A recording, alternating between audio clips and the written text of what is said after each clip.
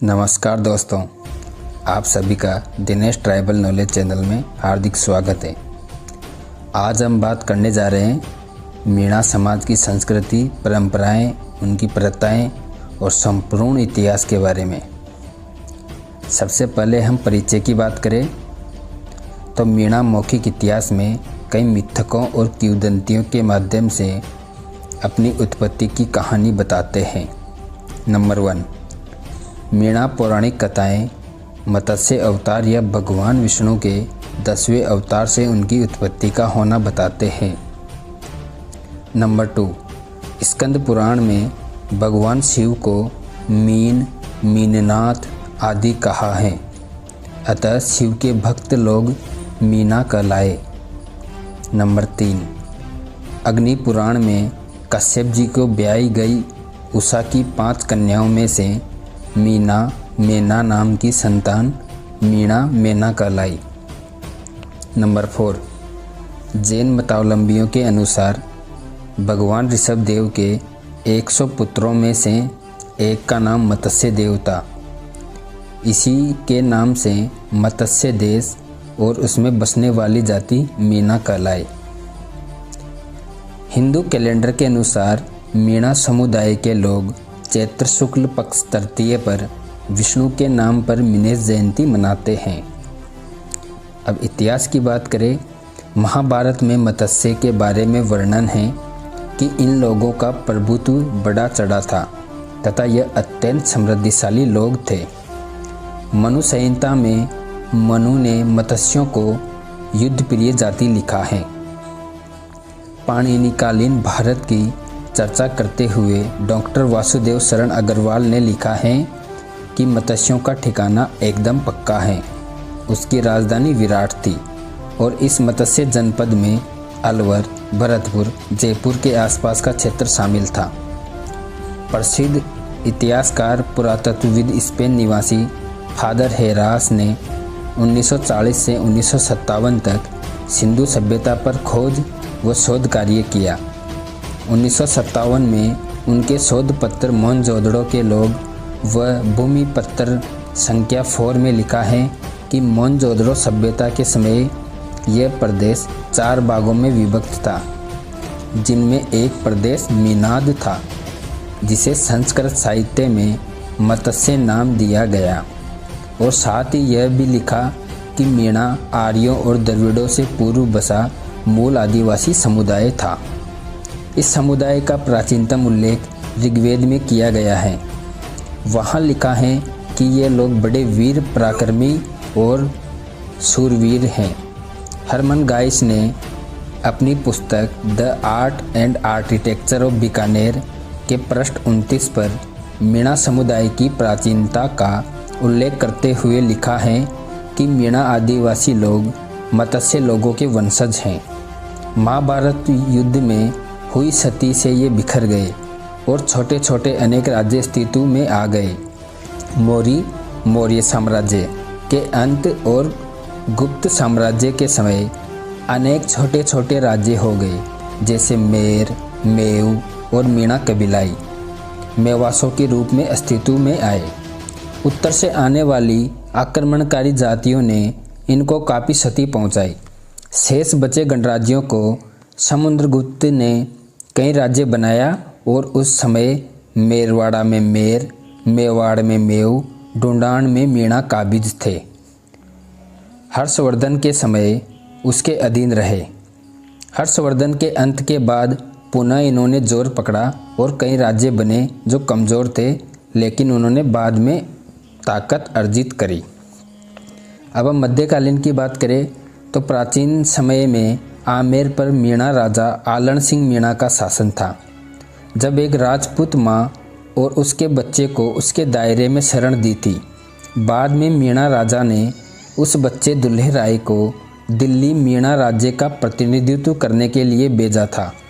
राजपूतों ने इस एहसान के आभार में षड्यंत्रकारियों के साथ मिलकर आए और दीपावली पर निहत्थे मीणों पर आक्रमण कर दिया, जब वह पितरों को निहत्थे होकर तर्पण कर रहे थे।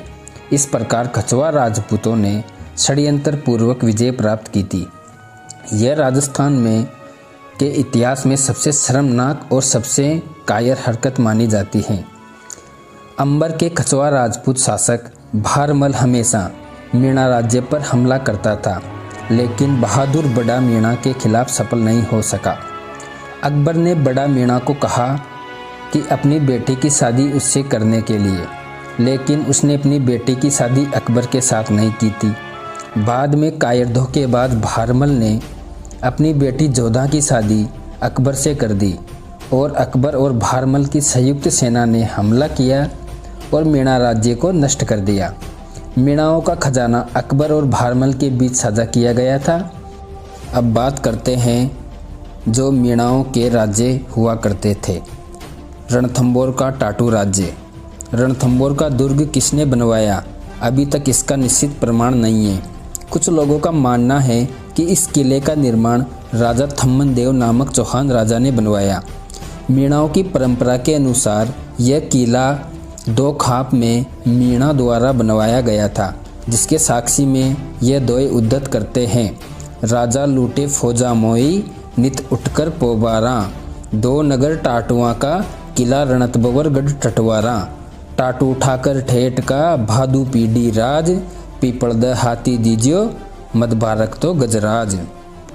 और फिर हम बात करते हैं आमेर का सुसावत राज्य। 12वीं शताब्दी में कर्नल जेम्स टोड के अनुसार काकिल के पुत्र मदन ने सुसावत राव से आमेर छीना। अब हाड़ौती का मीणा राज्य।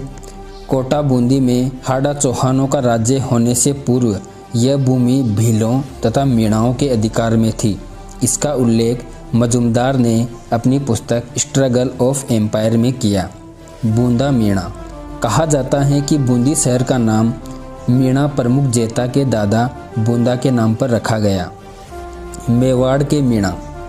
मेवाड़ के जहाजपुर और छप्पन के क्षेत्रों के मीणाओं के शौर्य की कथाएं बहुत सुनी जाती हैं। छप्पन का इलाका मेवाड़ के दक्षिण में पर्वतों से घिरा हुआ है और यह संकट पड़ने पर महाराणाओं ने छिपकर शत्रुओं से अपनी रक्षा की। मीणा मेवो मेरो मेदो के नाम से ही इस भूमि का नाम मेवाड़ नाम कहलाए जाने की मान्यता भी है, लेकिन इसका स्पष्ट प्रमाण नहीं है। मुगल काल में मीणा मेर नाम से जाने जाते थे। मराठा काल में मीणा गुजरात में मेवासी नाम से जाने जाते थे। खोगन का चांदा राजवंश। अब हम बात करते हैं मीणा राजाओं द्वारा निर्मित प्रमुख किले। आंबागढ़ का किला, तारागढ़ का किला बूंदी, हथरौई का किला, जमवारामगढ़ का किला। अब हम बात करते हैं मीणा राजाओं द्वारा निर्मित प्रमुख बावड़ियाँ। पन्ना मीणा की बावड़ी आमेर, खोगन की बावड़ी जयपुर, मीणा राजा चंद की आबानेरी चांद बावड़ी। मीणा राजाओं द्वारा प्रमुख निर्मित मंदिर। दांत माता का मंदिर जमवारामगढ़, सीरा मीणाओं की कुलदेवी। पाले माता का मंदिर पापड़दा दौसा, बेफलावत मीणाओं की कुलदेवी। घाटा वाली माता गटवासन माता महर मीणाओं की कुलदेवी। शिव मंदिर नईकानाथ बांसको जयपुर में। बांसी माता का मंदिर रायसर जयपुर भ्याड़वाल मीणाओं की कुलदेवी। मीन भगवान का मंदिर छोट का बरवाड़ा सवाई माधोपुर। अब हम बात करते हैं आधुनिक इतिहास की। भारत में अंग्रेजों ने आपराधिक जनजाति अधिनियम जरायम पेशा एक्ट 1871 में बनाया तथा अंग्रेजी साम्राज्य में मीणाओं ने अंग्रेजों की नाक में दम कर दिया, क्योंकि अंग्रेजों द्वारा लूटा हुआ माल मीणा लूट लेते थे। इस वजह से भारत के राज्यों के स्थानीय अंग्रेज अधिकारियों ने मीणा जाति को 1930 में आपराधिक जनजाति अधिनियम में सम्मिलित किया। यह एक ऐसा कानून था जिसमें 12 वर्ष से ऊपर के महिला, बड़ा बुजुर्ग, बच्चे जो भी आते थे उनको गांव से बाहर जाने पर एक बार थाने में हाजिरी देकर आनी पड़ती थी। इस कानून ने कई जनजातियों को उभरने नहीं दिया। इस कानून के जरिए मीणाओं पर काफ़ी अत्याचार किया गया। फिर भारत के स्वतंत्र होने के बाद 1949 में इस अधिनियम को निरस्त कर दिया गया था। अब हम बात करते हैं मीणा समाज की शाखाएं। नंबर 1 जमींदार मीणा, जिनको पुरानावासी भी बोलते हैं। जो प्राय खेती एवं पशुपालन का कार्य वर्षों से करते आ रहे हैं। चौकीदार मीणा नयाबासी, वे मीणा जो अपनी स्वच्छंद प्रकृति तथा आर्थिक कारणों से विवश होकर चोरी तथा लूटमार आदि पर उतारू हो गए थे, पर आज वैसी स्थिति नहीं है। यह मुख्यतः शेखावाटी क्षेत्र में बसे हुए चौकीदार बनाए जाते और गांव में चोरी आदि की घटनाएं होती तो इन्हें जिम्मेदार ठहराया जाता और इनका कर्तव्य होता कि यह चोरी को बरामद करे और उन्हें गांव के एक प्रकार की लाग वसूल करने का अधिकार था, जिसे कहीं छौत वसूली के नाम पर भी पुकारा जाता था। प्रतिहार या परिहार एक गोत्र है। परिहार का शाब्दिक अर्थ उलट का प्रहार करना होता है। ये लोग छापामार युद्ध कौशल में चतुर थे, इसलिए प्रतिहार मीणा कहलाए। भील मीणा, ये लोग सिरोही, उदयपुर, बांसवाड़ा, डूंगरपुर, चित्तौड़गढ़ जिले में प्रमुख रूप से निवास करते हैं। रावत मीणा, अजमेर मेरवाड़ा में इन लोगों का थोक है। यह एक प्रकार का गोत्र भी है और यह है स्वर्ण हिंदू जो अपनी उत्पत्ति राजपूतों से मानते हैं। चमरिया मीणा, चमड़े का काम करने के कारण इन्हें ऐसा कहा जाने लगा। ठेडिया मीणा गोडवाड़ तथा चाल और क्षेत्र में मीणा को डेडिया मीणा कहा जाता है। सुरेतवाल मीणा, कहते हैं मीणा जाति का पुरुष जब मलिन या अन्य ऐसी जाति की स्त्री से कोई संतान उत्पन्न करता है तो वह सुरतेवाल मीणा कहलाता है। छोतिया मीणा मारवाड़ के कुछ इलाकों में मिलते हैं।